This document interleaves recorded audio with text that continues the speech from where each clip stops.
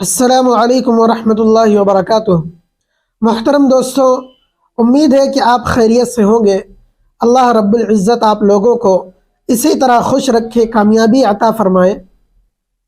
میرے عزیزوں، علامہ انور شاہ کشمیری رحمۃ اللہ علیہ، جن کا نام آپ نے سنا ہوگا، انہوں نے ایک بہت سبق آموز واقعہ فیض الباری میں نقل فرمایا ہے، اور اس میں اس طرح کچھ لکھا ہے کہ ایک بادشاہ تھا جس کا نام سلطان بایزید تھا۔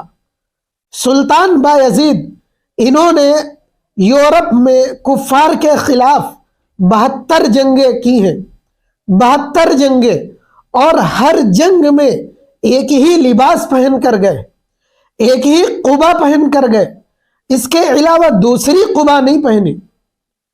اب جب یہ جنگ سے واپس آ جاتے تھے تو اس لباس کو یہ اتارتے تھے اور اتار کے جھاڑتے تھے۔ اس سے جو گرد نکلتی تھی، جو غبار نکلتا تھا، آپ اس کو جمع کر لیا کرتے تھے۔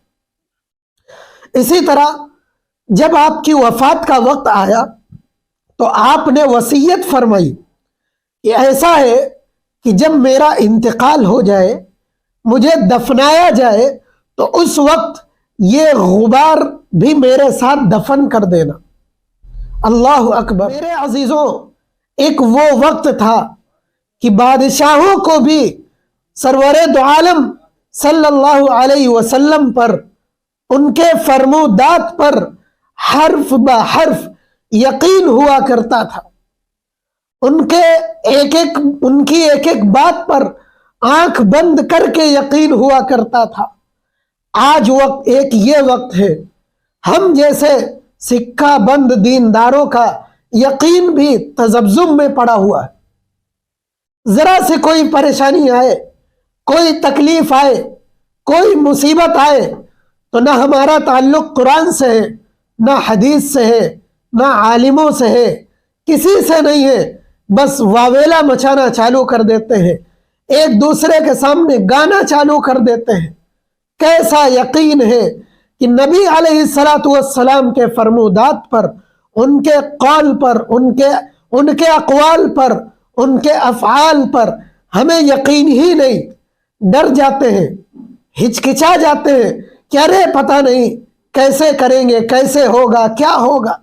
بالکل یقین نہیں ہے۔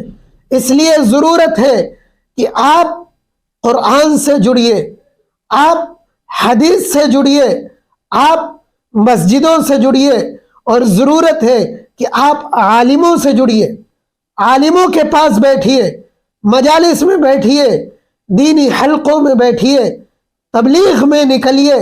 آپ دنیا کے ساتھ ساتھ دین کو بھی سیکھتے رہیے۔